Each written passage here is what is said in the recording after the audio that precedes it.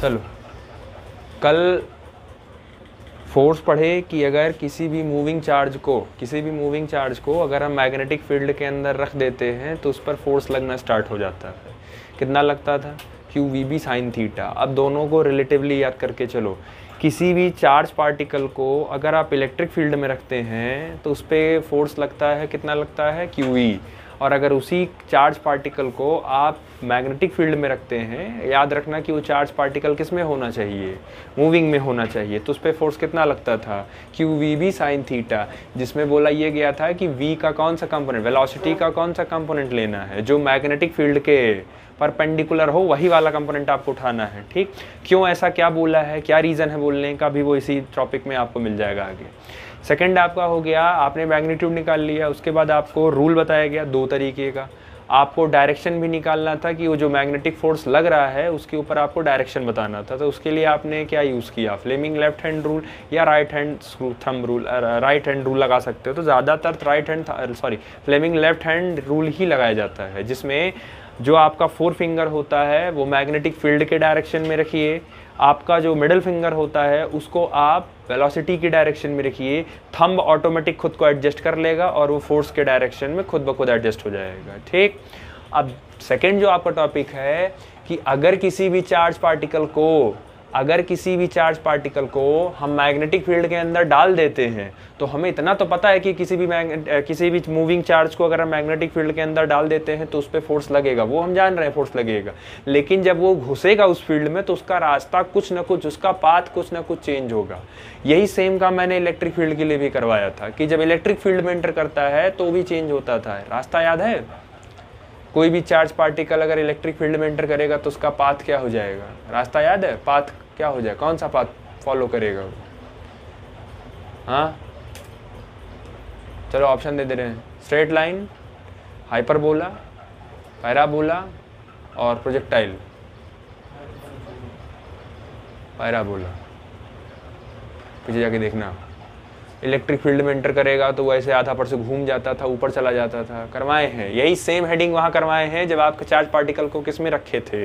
Electric field में, तो वहाँ करवाए। वही सेम काम आपको करना है अगर आपका चार्ज पार्टिकल मैग्नेटिक फील्ड में। तो हमें ये पता है कि अगर कोई भी चार्ज पार्टिकल मैग्नेटिक फील्ड में रखोगे तो उस पर फोर्स लगेगी, और हमें वो भी पता है कि किसी भी चार्ज पार्टिकल को अगर मैग्नेटिक फील्ड पर रखते हो तो कितना फोर्स लगेगा? Q V B sine theta. और आप ये जान रहे हैं कि साइन थीटा किसका वाला है? वेलोसिटी का कंपोनेंट है। वो लिखा भले इसके साथ जाता है, नहीं तो अगर आप याद है तो अच्छी बात है, आप मोर एक्यूरेट आप उसकी जगह ये लिखिए, F is equal to Q B इधर लिखो और वी साइन थीटा एक साथ लिखो। तो याद रखना वेलोसिटी का परपेंडिकुलर कंपोनेंट ही आपको लेना है। अब इसमें पहला केस है आपका, अगर हम ये कह दें कि if theta is equal to 0 degree, अगर थीटा आपका 0 डिग्री हो गया या थीटा आपका 180 डिग्री हो गया, तो इसका क्या मतलब है? देखो थीटा, पहली बात तो एंगल किसके बीच का होता है? वेलोसिटी और मैग्नेटिक फील्ड के बीच का एंगल होता है। अब वेलोसिटी और मैग्नेटिक फील्ड के बीच का एंगल 0 है, इसका मतलब है कि मैग्नेटिक फील्ड ऐसे है और आपने क्या कर दिया है, इस मैग्नेटिक फील्ड में आपने चार्ज को रख दिया है, ये चार्ज को आपने रखा और इस चार्ज की वेलोसिटी भी ऐसे है। तो आप फिगर से ध्यान से देखो, ये है आपका मैग्नेटिक फील्ड, ये है आपका मैग्नेटिक फील्ड और ये है वेलोसिटी। तो मैग्नेटिक फील्ड और वेलोसिटी के बीच में एंगल, क्योंकि दोनों पैरेलल हो गए कि नहीं पैरेलल हो गए, तो दोनों के बीच में एंगल कितना हुआ? 0। तो जब थीटा 0 होता है तो उस समय जो वेलोसिटी होता है वो मैग्नेटिक फील्ड के क्या होता है? पैरेलल होता है। अगर मैं 180 डिग्री करूं तो इसका मतलब है 180 का मतलब क्या है कि जस्ट रिवर्स। तो अगर मैं मैग्नेटिक फील्ड का डायरेक्शन ऐसे कर दूं, इस डायरेक्शन में कर दूं, और जो चार्ज का मूवमेंट है ये हो गया मैग्नेटिक फील्ड का, और जो चार्ज का मूवमेंट है वो मैं उल्टा कर दूं उसका, मतलब ये चार्ज पार्टिकल इधर से मूव कर रहा है। तो अब आप बताइए मैग्नेटिक फील्ड और वेलोसिटी के बीच में एंगल कितना हुआ? उल्टा हुआ कि नहीं उल्टा हुआ? बी इधर जा रहा है, वी इधर आ रहा है, तो दोनों के बीच में 180 डिग्री। तो यहाँ जो थीटा है वो 180 है, और अगर थीटा 180 हो गया तो एक्चुअल में वी जो हो गया वो मैग्नेटिक फील्ड के माइनस का मतलब है क्या?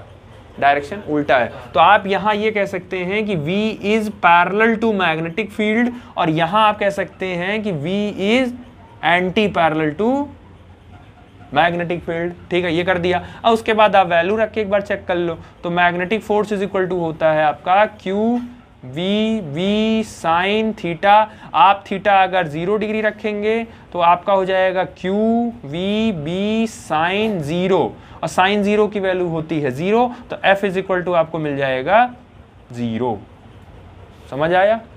और अगर इस पे कोई फोर्स नहीं लग रहा है तो क्या वो चार्ज पार्टिकल जैसे डाले होंगे वैसे ही चलता रहेगा? क्या उसकी पाथ में कोई चेंज होगा? जब फोर्स ही नहीं लग रहा है, आप किसी बॉडी पर फोर्स ही नहीं लगा रहे हो, तो क्या उस बॉडी का डायरेक्शन चेंज होगा?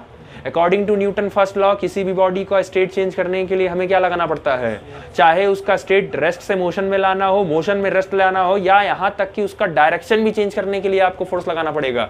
तो अगर उस चार्ज पर कोई फोर्स ही नहीं लग रहा है तो इसका डायरेक्शन ही चेंज नहीं होगा, जैसे घुसाए होगे वैसे, यानी कि स्ट्रेट लाइन ट्रेवल करेगा कि नहीं करेगा। इसका मतलब जब थीटा 0 या 180 डिग्री होगा तो जो ट्रेजेक्ट्री होगी या जो पाथ होगा उस चार्ज पार्टिकल का, वो कैसा हो जाएगा?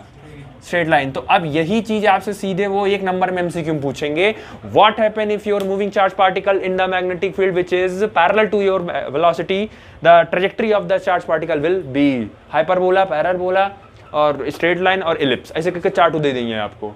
तो वो वही है कि फिर पेपर कठिन हो जाता है, ये कहाँ था, ये कैसे पढ़ाया गया, तो यही सबसे पेपर थोड़ा बहुत डिफिकल्ट हो जाता है। समझ आया? तो ये तो पूरा कहानी हो गया। और लास्ट में इसका जो आपने हेडिंग लिखा है पाथ, तो ये जब थीटा 0 और थीटा 180 होगा तो मूविंग चार्ज पार्टिकल उस समय कौन सा रास्ता अपनाएगा? स्ट्रेट लाइन, क्योंकि उस पर लगने वाला फोर्स क्या हो गया? 0। और जब तक किसी बॉडी पर फोर्स नहीं लगता है तब तक उस बॉडी का डायरेक्शन चेंज नहीं हो सकता। समझ आया?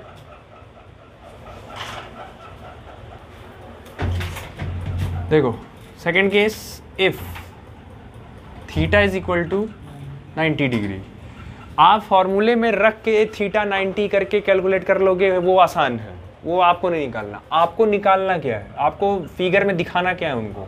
आपको पाथ दिखाना है। तो पहले पाथ करिए। अच्छा, पाथ दिखाने के लिए आपसे पहली बात, ये जो थीटा आप रखते हैं ये किसके किसके बीच का एंगल होता है? मैग्नेटिक फील्ड और वेलोसिटी के बीच का एंगल। तो पहले इन दोनों के बीच में आप 90 डिग्री सेट करिए। तो क्या है, पहले मैं 90 डिग्री सेट कर ले रहा हूँ। ये मैंने बना लिया मैग्नेटिक फील्ड, इनसाइड या आउटसाइड? इनवर्ड या आउटवर्ड? हाँ, आउटसाइड, इनसाइड।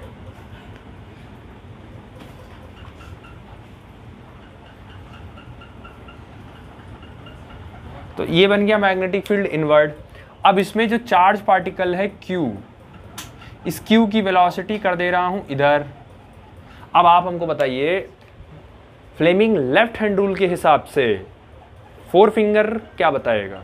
Magnetic field. तो पहले आप अपनी 4 फिंगर किसके डायरेक्शन में रखेंगे? तो मैग्नेटिक फील्ड कहाँ है? अंदर रख दिया। उसके बाद वेलोसिटी कौन बताता है? 4 फिंगर। तो वेलोसिटी, अच्छा मैग्नेटिक फील्ड को वैसे ही, अच्छा वेलोसिटी है कहाँ? इधर है ना। तो मैग्नेटिक फील्ड को वैसे ही कांस्टेंट रखो और ऐसे करो, आ गया। तो उस चार्ज पर फोर्स कहाँ लग रहा है? नीचे की तरफ, डाउनवर्ड की तरफ। अब इसको समझो, पहले नीचे लग रहा है, मतलब हमने वेलोसिटी दी तो सामने है, लेकिन वो सामने जाएगा नहीं, वो हल्का सा अपना रास्ता क्या कर लेगा। जैसे जब भी आप कोई चीज ऊपर हाइट से आप अगर फेंकिए, आप अगर कोई भी चीज हाइट से फेंकिए, ये मान लो चार्ज पार्टिकल है, अगर मैं इसको वेलोसिटी ऐसे सीधे दूं तो क्या ये ऐसे सीधे ही चलता जाएगा? नहीं, वो कुछ देर के बाद सीधे चलेगा, कुछ देर के बाद उसका रास्ता ऐसे। अगर इसको फेंकूं तो ये कुछ देर के बाद वो ऐसे करके डाउन बेंड होगा। इस बॉडी के ऊपर फोर्स लग रहा है सेंटर की तरफ, मतलब सेंटर नहीं अभी, तो ऐसे जान लो कि इस बॉडी के ऊपर या इस चार्ज के ऊपर फोर्स लग रहा है यहाँ। तो जैसे ही चार्ज पार्टिकल अंदर जाना चाहेगा, जैसे ये आगे बढ़ना चाहेगा, क्योंकि फोर्स नीचे लग रहा है तो ये आगे नहीं बढ़ पाएगा, ये थोड़ा सा और आगे आएगा, मतलब ये जो है रास्ता ये थोड़ा सा यहाँ पहुँचेगा। अब जैसे ही आपका चार्ज पार्टिकल यहाँ पहुँचेगा, Q यहाँ पहुँचेगा, उस पर वेलोसिटी यहाँ हो जाएगी, वेलोसिटी इस डायरेक्शन में हो जाएगी। अब देखो ये ऐसे, मैग्नेटिक फील्ड अंदर, वेलोसिटी नीचे, फोर्स कहाँ लग रहा है? इधर की तरफ। तो इसका मतलब यहाँ पे फोर्स ऐसे लगा, फिर इसमें फोर्स ऐसे लगा, ये करते करते करते करते कभी अभी पूरा चार्ज पार्टिकल इसको किस पाथ में घुमा, फोर्स इसको किस तो ये जो चार्ज पार्टिकल आपने इसमें रखा है मैग्नेटिक फील्ड में, ये वो जो चार्ज पार्टिकल है इस मैग्नेटिक फील्ड की वजह से वो धीरे धीरे उस चार्ज पार्टिकल को वो सर्कुलर पाथ में वो घुमाते चला जाएगा। ठीक है, तो आपका ये जो क्यू चार्ज है ये इसमें सर्कुलर पाथ घूमता चला जाएगा। ठीक है, अब आपका मान लो चार्ज पार्टिकल मान लो यहाँ है, तो चार्ज पार्टिकल होगा तो वेलोसिटी ये हो जाएगी, चार्ज पार्टिकल यहाँ है तो वेलोसिटी ये हो जाएगी, चार्ज पार्टिकल ये था आपका तो उसकी वेलोसिटी ये हो जाएगी। अब आप चाहो तो हर जगह आप अपना उंगली रख के चेक कर लो, मैग्नेटिक फील्ड अंदर, वेलोसिटी ऐसे, तो चार्ज फोर्स कहाँ लग रही है, ऊपर की तरफ, तो ये हो गया यहाँ पे। मैग्नेटिक फील्ड अंदर, वेलोसिटी ऊपर, तो फोर्स कहाँ लग रही है, इस डायरेक्शन में, तो ये इधर आ गया। सेम ऐसे यहाँ वाला चेक करोगे तो ये आ जाएगा। तो आप ये चेक करो, आप ये ध्यान से देखो कि आप जब भी किसी भी चार्ज पार्टिकल को मैग्नेटिक फील्ड के अंदर रखोगे और उस समय मैग्नेटिक फील्ड और वेलोसिटी के बीच का एंगल अगर 90 डिग्री है, तो उस चार्ज पार्टिकल को वो मैग्नेटिक फील्ड किस पाथ पे घुमा देगा, सर्कुलर पाथ में घुमा देगा। मतलब सर्कुलर घूमने के लिए आपको 2-3 चीजें चेक करनी पड़ेंगी। पहले आप चेक करिएगा कि चार्ज कैसा होना चाहिए, मूविंग, चलता हुआ चार्ज होना चाहिए। दूसरा, रखा किस में गया है, मैग्नेटिक फील्ड में। तीसरा, मैग्नेटिक फील्ड और वेलोसिटी के बीच में एंगल कितने का सेट होगा, 9। जब ये 3 चीजें आपको कंफर्मेशन मिल जाएंगी, तब आपका चार्ज पार्टिकल की कौन सा पाथ लेके घूमना शुरू कर देगा, सर्कुलर पाथ लेके घूमता। मतलब आपसे अगर इस केस में पूछेगा पाथ, तो ट्रेजेक्ट्री, इसकी ट्रेजेक्ट्री क्या होगी, सर्कुलर। यानी आपसे ध्यान रखिएगा कि यही सब वो क्रॉस करेंगे आपसे कि 90 डिग्री में मूविंग चार्ज पार्टिकल का ट्रेजेक्ट्री क्या होगा। अब ट्रेजेक्ट्री याद रखना चाहो तो ट्रेजेक्ट्री इज इक्वल टू लिखना सर्कुलर पाथ, क्योंकि वो ट्रेजेक्ट्री मतलब बहुत बच्चों को कंफ्यूज रहता है। तो अगर 0 डिग्री 180 डिग्री होगा तो ट्रेजेक्ट्री स्ट्रेट लाइन होगी, और अगर 90 डिग्री होगी तो ट्रेजेक्ट्री सर्कुलर होगी। क्या ये बात आ गई समझ में? ठीक है, अब चलो पहले देखो फिर करो भी। तो हमको पता है कि फोर्स इज इक्वल टू होता है Q B V sine theta, और थीटा हमारे पास कितना है 90 डिग्री, तो Q B V sine 90, sine 90 कितना होता है 1 हो गया, तो Q is equal to B V, यानी सिर्फ ये आ जाएगा। और साइन की सबसे मैक्सिमम वैल्यू भी 90 पे बनी होती है, मतलब आप कह सकते हो कि ये मैक्सिमम फोर्स है। समझ आया, क्लियर हुआ? अब आप ये बताइए फील्ड का काम क्या होता है, फोर्स लगाना। हमें शुरू से पता है कि फील्ड का काम होता है फोर्स लगाना। जो मैग्नेटिक फील्ड में चार्ज पार्टिकल को रखे हो, क्या मैग्नेटिक फील्ड ने इस चार्ज पार्टिकल की स्पीड को बढ़ाया है, स्पीड को एक्सेलरेट किया है? स्पीड को एक्सेलरेट नहीं किया है, बस उस चार्ज पार्टिकल को वो किस में घुमा दिया है, सर्कुलर में। तो एक बात हमेशा याद रखना, अगर आपका चार्ज पार्टिकल इलेक्ट्रिक फील्ड में रखा होगा तो उस चार्ज पार्टिकल का स्पीड बढ़ जाएगा, मतलब वो चार्ज पार्टिकल तुरंत क्या कर जाएगा, एक्सेलरेट कर जाएगा। लेकिन अगर आपका चार्ज पार्टिकल मैग्नेटिक फील्ड में रखा होगा तो स्पीड नहीं बढ़ेगी, वो सिर्फ क्या करता है, उसको सर्कुलर। तो या ध्यान से इसको याद रखना, इलेक्ट्रिक फील्ड का काम होता है चार्ज पार्टिकल की स्पीड को बढ़ाना, और मैग्नेटिक फील्ड का काम होता है उसी चार्ज फील्ड को, उसी चार्ज पार्टिकल को सर्कुलर पाथ में घुमाना। तो एक का काम है स्पीड बढ़ाना और एक का काम होता है पाथ पे घुमाना। समझ आ गया, क्लियर हो गया? ठीक। अब ये बताओ, ये अगर चार्ज पार्टिकल है, ये चार्ज पार्टिकल है, इस चार्ज पार्टिकल पर फोर्स कितना लग रहा है, क्यू वी भी लग रहा है, फोर्स लग रहा है। अच्छा, इस चार्ज पार्टिकल के सेंटर की तरफ भी तो फोर्स लग रहा है, और हमारे प्रीवियस नॉलेज के हिसाब से सेंटर की तरफ लगने वाले फोर्स को क्या बोलते हैं, सेंट्रीपिटल फोर्स बोलते हैं। और सेंट्रीपिटल फोर्स होता कितना है, याद है कितना होता, वैल्यू निकलवाया क्या होगा पिछले साल, mv²/r, इतना ही होता आपका सेंट्रीपिटल फोर्स। तो क्योंकि सेंटर की तरफ ये फोर्स लग रहा है, जो चार्ज पार्टिकल के ऊपर आपका ये जो फोर्स लग रहा है ये सेंटर की तरफ लग रहा है, तो आप ये बोल सकते हो कि ये जो सेंटर की तरफ Fm लग रहा है, कहीं ना कहीं ये कौन सा रोल प्ले कर रहा है, सेंट्रीपिटल फोर्स का। और centripetal force is equal to होता कितना है, mv²/r। तो अब ये बताओ, सेंटर की तरफ लगने वाला सेंट्रीपिटल फोर्स और सेंटर की तरफ ये भी तो फोर्स लग रही है, तो दोनों फोर्सेस क्या हो जाएंगी, इक्वल नहीं हो जाएंगी, सेम हो जाएंगी। दोनों फोर्सेस को इक्वल कर दो, निकल जाएगा अभी। तो मैग्नेटिक फोर्स, इसको सेंट्रीपिटल कर लो, Fc, मैग्नेटिक फोर्स इस चार्ज पार्टिकल पर लगने वाला इज इक्वल टू सेंट्रीपिटल उसी चार्ज पर, तो इन दोनों पर लगने वाला फोर्स जीरो हो गया, क्योंकि जब दोनों फोर्स जीरो होगी तभी वो सर्कुलर पाथ में नाचेगा। तो इसकी वैल्यू है आपके पास क्यू वी बी और उसकी वैल्यू है आपके पास M V square upon R. यहाँ एक वी से एक वी काट दो तो ये हो जाएगा Q B is equal to M V upon R. यहां से जरा रेडियस कैलकुलेट कर लो, तो रेडियस को इधर भेज दो, तो रेडियस इज इक्वल टू हो जाएगा M V upon Q into B. तो कभी कभी तुमसे ये पूछा जाएगा, क्योंकि आपका ट्रेजेक्ट्री कौन सा हुआ है, सर्कुलर हुआ है, और सर्कुलर का मतलब है सर्कल, और सर्कल के पास क्या होता है, रेडियस। तो पूछेगा कि जब चार्ज पार्टिकल गोल गोल घूमेगा तो उसका रेडियस क्या होगा। तो आप उस चार्ज पार्टिकल का जो पाथ है रेडियस, उसको ऐसे मास चार्ज, जो मास ऑफ चार्ज पार्टिकल का मतलब इलेक्ट्रॉन ही होता है, तो इलेक्ट्रॉन का मास पता होगा। वेलोसिटी आपको क्वेश्चन में गिवन होगी, कितना चार्ज आप ले रहे हो वही पता होगा। मैग्नेटिक फील्ड क्वेश्चन में ऑलरेडी दिया रहेगा। आप उस सर्कुलर पाथ का क्या निकाल सकते हैं, रेडियस निकाल सकते हैं। समझ आया, क्लियर हुआ? चलो उतारो इतना। चलो, तो तुम्हारा चार्ज पार्टिकल अगर सर्कुलर पाथ पे ट्रेवल करेगा, तो सर्कुलर पाथ पे अगर चार्ज पार्टिकल है तो उसकी रेडियस निकल जाएगी M V upon Q B. अब ये बताओ, अगर सर्कुलर पाथ पे वो ट्रेवल कर रहा है तो ट्रेवल करने में उसको कुछ टाइम भी लगेगा, समय लगेगा कि नहीं लगेगा? अगर यहाँ से उसने वो चला और यहाँ से वो ट्रेवल करता हुआ वो यहाँ तक वो आया, तो कुछ टाइम लगेगा कि नहीं उसको लगेगा। तो उस चार्ज पार्टिकल का अगर आपको टाइम निकालना होगा तो टाइम कैसे निकालोगे? अच्छा, normally speed is equal to distance upon time होता है। आपको टाइम पीरियड निकालना है इस चार्ज पार्टिकल का, तो टाइम पीरियड यहाँ आप कैपिटल टी कर लो, तो time period is equal to हो गया, क्या हो गया, डिस्टेंस अपॉन स्पीड। अच्छा, time period is equal to distance. अगर चार्ज पार्टिकल यहाँ से चला है और पूरा वो यहाँ पे वापस आ गया, तो पूरा एक चक्कर काटा है, तो कितना डिस्टेंस, किसी भी सर्कल पे डिस्टेंस कितना कवर होता है, उसका सरकमफेरेंस, और इसका सरकमफेरेंस क्या हो जाएगा, 2 पाई, और आर क्या हो जाएगा, कैपिटल अपॉन स्पीड। स्पीड का मतलब वेलोसिटी, तो ये जाएगा T is equal to 2 pi upon V और इनटू आर बचा है ना, और आर की वैल्यू यहां से ले जाके रख दो, तो आर इज इक्वल टू क्या हो गया, M V upon Q B. तो ये हो जाएगा M V upon Q B, तो वी से वी कट गया, तो टाइम इज इक्वल टू आ गया 2 पाई अपॉन क्यू बी। तो टाइम पीरियड कितना आ गया, 2 पाई अपॉन, यानी कि टोटल एक चार्ज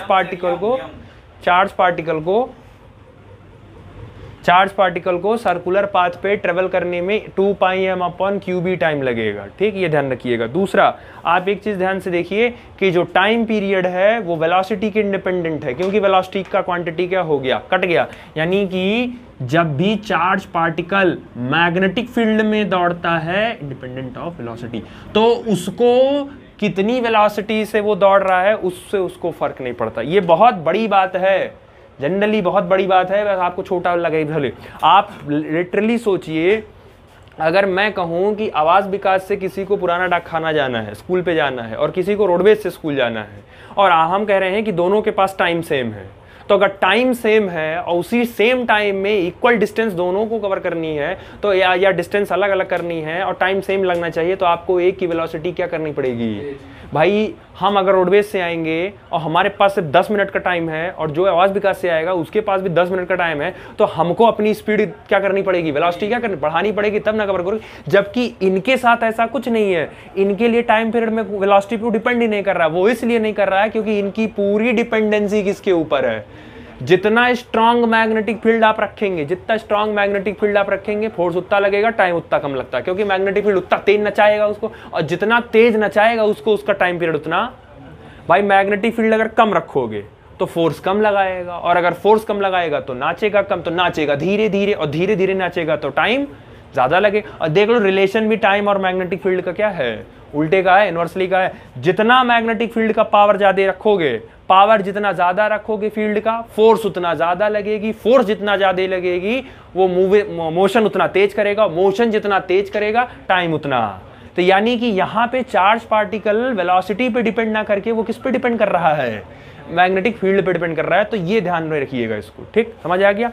दूसरा, इसी में टाइम पीरियड अगर हमको पता है तो हमें पता है कि टाइम पीरियड और फ्रीक्वेंसी में रिलेशन होता है इनवर्सली का। टाइम पीरियड और फ्रीक्वेंसी दोनों का रिलेशन इनवर्सली का होता है, ये क्लास 11 में केमिस्ट्री में पढ़ाए थे। तो टाइम पीरियड या फ्रीक्वेंसी निकालना होगा तो फ्रीक्वेंसी इज इक्वल टू लिख सकते हो 1 अपॉन टाइम पीरियड। तो frequency is equal to 1 upon time period की वैल्यू क्या है 2 पाई m, और अपॉन क्यू बी, तो क्यू बी कहाँ चला जाएगा ऊपर, तो क्यू बी ऊपर चला जाएगा तो ये हो जाएगा q इंटू बी। तो ये आपका आ गया क्या फ्रीक्वेंसी। तो टाइम पीरियड याद है तो फ्रीक्वेंसी निकाल सकते हो। समझ आ गया टाइम एंड फ्रीक्वेंसी, ठीक।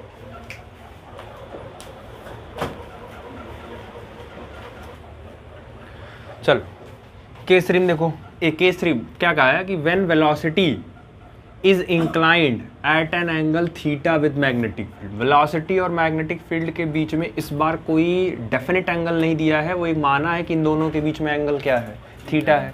तो अगर मैं मैग्नेटिक फील्ड को, ध्यान से देखना, अगर मैं मैग्नेटिक फील्ड को ये मान लूं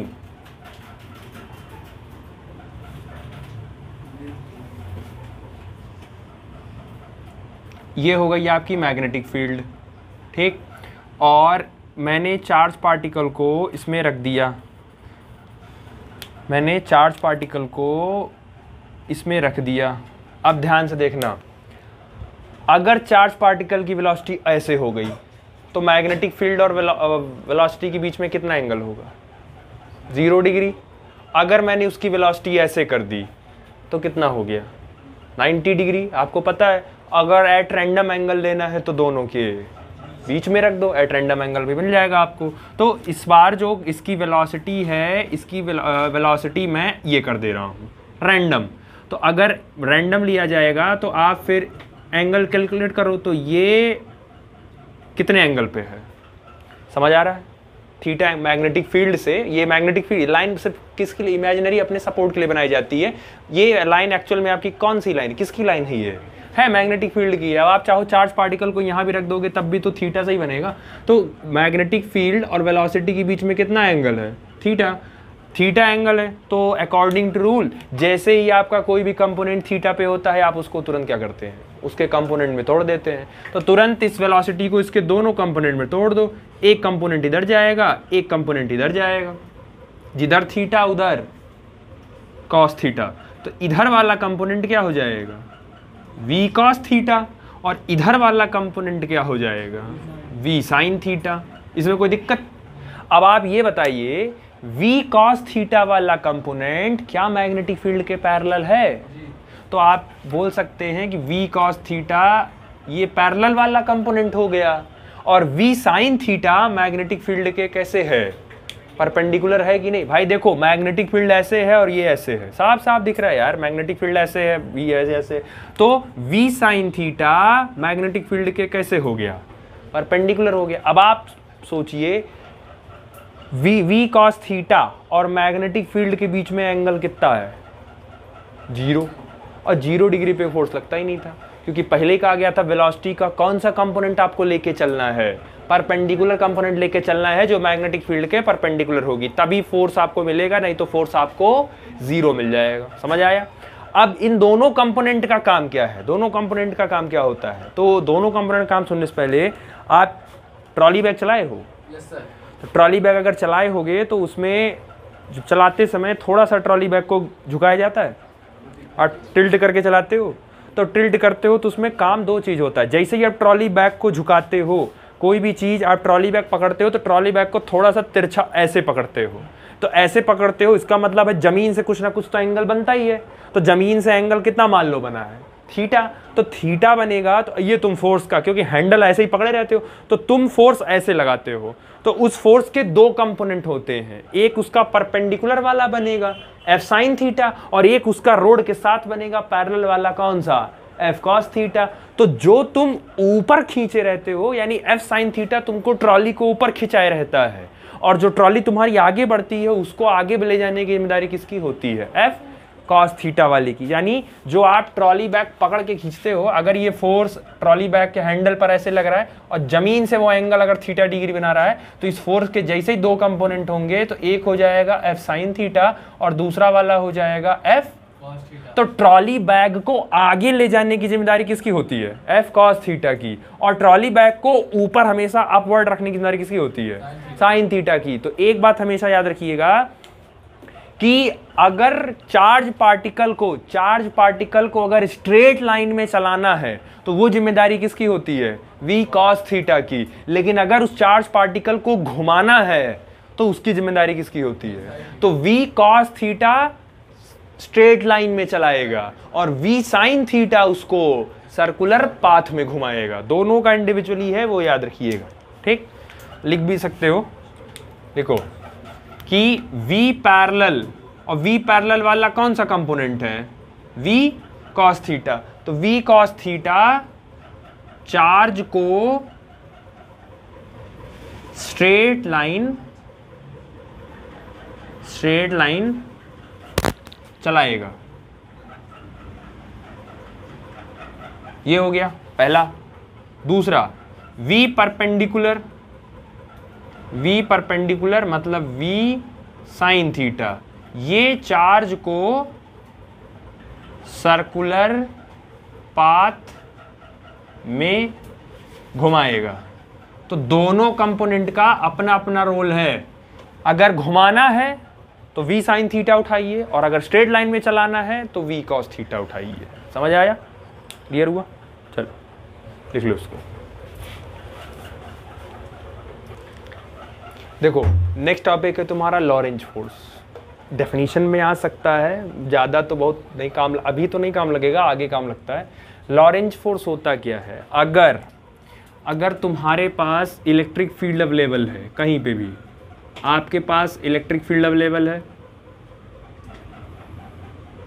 और एट अ टाइम आपके पास वहीं पे मैग्नेटिक फील्ड भी अवेलेबल है। अब क्योंकि फील्ड है और फील्ड इमेजिनरी होती है, क्या आप किसी भी फील्ड को अपनी आंखों से देख सकते हैं? नहीं, ना इलेक्ट्रिक देख सकते हो, ना मैग्नेटिक देख सकते हो, और ना ग्रेविटेशनल को देख नहीं सकते हो, इमेजिनरी ही होती है सारी फील्ड। तो मान लो यहाँ पर इलेक्ट्रिक फील्ड भी प्रेजेंट थी और यहाँ पर आपकी मैग्नेटिक फील्ड प्रेजेंट है, तो आपके पास दोनों फील्ड प्रेजेंट हैं। और इस फील्ड में आपने एक चार्ज को रख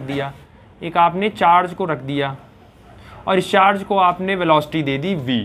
तो देखो पहली बात, मैं क्यों इतने दिन से चिल्ला रहा था, आपके पास एक चार्ज है, उसको आपने इलेक्ट्रिक फील्ड में रख दिया, एक चार्ज है उसको आपने मैग्नेटिक। तो इलेक्ट्रिक फील्ड को तो मतलब ही नहीं होता था ना कि चार्ज रेस्ट पे है या मोशन में, वो तो फोर्स तब भी लगाएगा, कितना लगाएगा? क्यों? तो इलेक्ट्रिक फील्ड में है तो F वेक्टर में, और यहां नीचे सफिक्स में E का मतलब कौन से फील्ड की बात हो रही है? Electric field. और कितना फोर्स लगाएगा? Q into E। तो ये बन गया क्वेश्चन नंबर 1। अब दूसरा, क्योंकि आपने मैग्नेटिक फील्ड में रखा है और आपका चार्ज पार्टिकल v वेलोसिटी से मूव भी कर रहा है, तो क्योंकि v वेलोसिटी से मूव कर रहा है तो यहाँ पे b का मतलब मैग्नेटिक फील्ड। ठीक, तो अब मैग्नेटिक फील्ड में अगर वो मोशन करता है तो आप क्या लिखते थे? Q, और ब्रैकेट में क्या लिखोगे? V क्रॉस वेक्टर फॉर्म में। अरे Q VB साइन थीटा होता था, तो वो VB साइन थीटा को वेक्टर फॉर्म में ले जाओगे तो V क्रॉस B आ जाएगा। तो ये हो गया तुम्हारा इक्वेशन नंबर 2। अब क्योंकि इस चार्ज पार्टिकल को इलेक्ट्रिक फील्ड और एट अ सेम टाइम उसको मैग्नेटिक फील्ड पर रखे हो, तो इस चार्ज पार्टिकल के ऊपर दोनों फील्ड फोर्स लगाएंगे कि एक साथ की नहीं लगाएंगे? अगर मम्मी पापा एक साथ बैठे हैं और एक साथ दोनों लोग चिल्ला रहे हैं तो आपके ऊपर तो दोनों लोग चिल्ला रहे हैं ना, एक ही साथ दोनों लोग चिल्ला रहे हैं। तो ऐसे ही अगर इस चार्ज पार्टिकल को इलेक्ट्रिक और मैग्नेटिक दोनों फील्ड में एक साथ रख दियो तो दोनों फोर्स लगाएंगी। तो इन दोनों फोर्सेस को आप कर दीजिए ऐड। तो दोनों फोर्सेस को ऐड करने के बाद जो रिजल्टेंट फोर्स इसके ऊपर लगता है चार्ज पार्टिकल के, उसी रिजल्टेंट फोर्स का नाम क्या रखा गया है? Lorentz force. क्योंकि लॉरेंज ने इस चीज को एक्सप्लेन, आइडेंटिफाई, ऑब्जर्व किया था और इसको आइडेंटिफाई करके बताया था कि किसी भी चार्ज पार्टिकल को अगर इलेक्ट्रिक और मैग्नेटिक फील्ड में साइमल्टेनियसली आपने रख दिया जाता है तो उस पर एक साइमल्टेनियसली एक साथ फोर्स लगने लगता है, और उस रिजल्टेंट फोर्स का नाम क्या होता है? और उन्होंने अपने नाम पे रख दिया था। तो यानी दोनों फोर्स अगर निकालना हो, यानी कि आपको निकालना है total force on moving charge particle, तो आपको टोटल फोर्स अगर निकालना है तो आप F electric plus F magnetic दोनों को जोड़ दीजिए। तो F net is equal to electric वाली फोर्स हो गई आपकी Q इंटू ई और प्लस ये हो गया आपका Q और इंटू V क्रॉस B, यहाँ लगा लो वेक्टर का साइन। अच्छा Q कॉमन कर लो तो F net is equal to Q common करोगे तो ये आ जाएगा electric field plus Q common, तो अंदर क्या बचेगा V क्रॉस, इसको ब्रैकेट बड़ा वाला कर लो। तो ये जो वैल्यू आई है इसी को क्या बोलते हैं, लॉरेंज फोर्स। तो वो आपसे पूछेंगे कि गिव द स्टेटमेंट या give the equation of a Lorentz force, तो यही आपका है लॉरेंज फोर्स की इक्वेशन। समझ आया? ठीक। बाकी एक चीज हमेशा याद रखिएगा, समझा दे रहे हैं, कोई भी चार्ज पार्टिकल अगर मैग्नेटिक फील्ड में इंटर करता है तो उसकी स्पीड नहीं बढ़ेगी, वो एक्सेलरेट नहीं होगा, वो तुरंत क्या हो जाएगा, सर्कुलर में घूम जाएगा। यानी और जब भी कोई चार्ज पार्टिकल इलेक्ट्रिक फील्ड में घुसता है तो उसकी स्पीड तुरंत क्या कर जाती है। यानी इलेक्ट्रिक फील्ड का काम क्या होता है, चार्ज पार्टिकल की स्पीड को बढ़ा देना, और मैग्नेटिक फील्ड का काम होता है उस चार्ज पार्टिकल को अपने फील्ड में घुमा देना। अगर घुमाना होगा तो किस में जाओगे, और अगर स्पीड बढ़ानी होगी तो किस में। यानी जब भी किसी अब ये यहाँ की बात नहीं की जा रही है, अगर शायद आपको याद होगा तो पिछले साल आपने रदरफोर्ड का मॉडल पढ़ा था, उसमें अल्फा पार्टिकल की गोल्ड फॉइल पर बम्बार्डिंग की गई थी, याद है? गोल्ड फॉइल रहते थे, अल्फा पार्टिकल निकल के गोल्ड फॉइल पे आता था, वहीं से तो कंक्लूड निकाल लेते कि most of the space in the atom is empty. कुछ 90 डिग्री पे चला जाता था, कुछ 180 डिग्री रिटर्न बैक हो जाता था, तभी तो न्यूक्लियस की डिस्कवरी हुई थी। तो वहाँ पे जो 4 अल्फा पार्टिकल निकलता था वो साइक्लोट्रॉनिक डिवाइस था, और जब पढ़ा रहे थे 11th में तब बोले थे कि 12th में आएगा, तो एक्चुअल वो वही काम करता है। साइक्लोट्रॉन एक ऐसी डिवाइस होती है जिसमें आपका इलेक्ट्रिक और मैग्नेटिक फील्ड दोनों होता है। अब आप ये बताइए, किसी भी चीज़ की स्पीड को बढ़ानी है, तो बॉल की स्पीड को बढ़ानी होती है तो बॉलर क्या करता है, फास्ट बॉलर और स्पिन बॉलर में क्या डिफरेंस होता है? डिस्टेंस नहीं, अगर आपको किसी भी चीज़ की स्पीड को बढ़ानी होती है तो आप बॉलर का हाथ देखिएगा, बॉलर पूरा हाथ ये रन में घुमाता है। ये आप बॉल को ऐसे भी फेंक सकते हो, बॉल आपका ऐसे भी जा सकता है, लेकिन वो ऐसे स्पीड बढ़ाने के लिए पूरे आर्म को वो पहले ये इतना मोमेंटम देते हैं कि नहीं देते हैं, ये इतना मोमेंटम यहाँ तक लाते हैं और तब बॉल को सामने फेंकते हैं। तो ये जो इतना आप दे रहे होते हो, ये उससे बॉल की क्या हो जाती है। तो आप ही बताओ, बॉल को घुमाना होता है, पहली बात तो घुमाना भी है और स्पीड बढ़ाना है, तो वो कहीं ना कहीं ये चीज़ सर्कुलर पाथ अपनाते हैं ताकि बॉल की स्पीड भी बढ़ जाए और बॉल का रोटेशन पावर भी बढ़ जाएगा। तो इसीलिए ज़्यादातर, और जो स्पिनर होते हैं, ज़्यादातर स्पिनर पे लोग बोल्ड क्यों हो जाते हैं, फास्ट पे जल्दी बोल्ड नहीं होते हैं अगर गलती ना करें। स्पिन पे बोल्ड 2 कारणों की वजह से हो जाते हैं। ये नहीं आप देखो कि स्पिनर बॉल टप्पा खाई तो रोल कर गई, रोल करके अंदर चली गई है, उसकी वजह से रीज़न नहीं होता बोल्ड होने का। बोल्ड होने का रीज़न है जब वो अपना हाथ वो घुमाते हैं पीछे, तो एक तो वो घुमाने की वजह से बॉल के पास एक प्रॉपर मोमेंटम सर्कुलर वाली आ जाती है, दूसरा जब वो बॉल को छोड़ते हैं तो उसके पास प्लस फॉरवर्ड मोमेंटम भी आ जाती है। तो फॉरवर्ड और प्लस सर्कुलर दोनों मोमेंटम उसके साथ एक साथ आती है, जिसकी वजह से बॉडी जब बॉल जब जमीन पर टप्पा खाती है तो टप्पा क्योंकि स्पीड रहती है बॉल के पास, तो टप्पा खाई, रोल करते हुए बॉडी घूमती है, निकलती हुई है, जिसकी वजह से जब रोल टप्पा खा के ऊपर जाती है तो बॉल तुरंत घूम जाती है, हवा में एयर स्विंग कर जाती है, जो कि फ्रिक्शन का काम जनरली होता है। तो ये सब रीजंस होते हैं कि बॉल की स्पीड अप को बढ़ाने के लिए लोग रनवे भी ज़्यादा लेते हैं, इसको लोग घुमाते भी ज़्यादा है, जितना ये घूमेगा आपका उतना बॉल की स्पीड बढ़ेगी। तो सिंपली याद रखिएगा, किसी या जनरली आप ऐसे भी देख लो, अगर किसी चीज़ को ऐसे नचा के फेंकना हो तो कैसे न फेंकते हो, सर्कुलर पाथ में घुमाते हो ना, ऐसे सर्कुलर पाथ में नचाओ नचाओ नचाओ, फिर छोड़ दो अचानक। तो देखो, आप सोचिए आप एक बार में ही सिर्फ फेंकिए, आप पकड़िए एक बार में फेंक दीजिए नचा के, और आप सोचिए 3-4 बार नचाओ लो और तब उसके बाद फेंको, ज़्यादा डिस्टेंस किसका कवर हो जाएगा? जो 3-4 बार नचा लोगे उसका डिस्टेंस ज़्यादा कवर होगा। ऑब्वियस है, सर्कुलर पाथ में जब जाती है तो धीरे धीरे बॉडी की स्पीड क्या होने लगती है, बढ़ने लगती है। सेम ऐसे ही इलेक्ट्रिक फील्ड का काम होता है स्पीड को एक्सेलरेट करना, और स्पीड तभी एक्सेलरेट जल्दी होती है जब वो किस में जाती है, सर्कुलर में जाती है। तो एक क्लियर कट याद रखना कि पूछेंगे what is the role of electric field for a charge particle, what is the role of magnetic field in charge particle. तो मैग्नेटिक फील्ड का काम होता है किसी भी चार्ज पार्टिकल को सर्कुलर पाथ में घुमाना, और इलेक्ट्रिक फील्ड का काम होता है किसी भी चार्ज पार्टिकल को स्पीड अप कर देना या उसके चार्ज पार्टिकल की स्पीड को एक्सेलरेट कर देना। समझ आया? क्लियर हुआ? ठीक, तो ये खत्म हो गया आपका।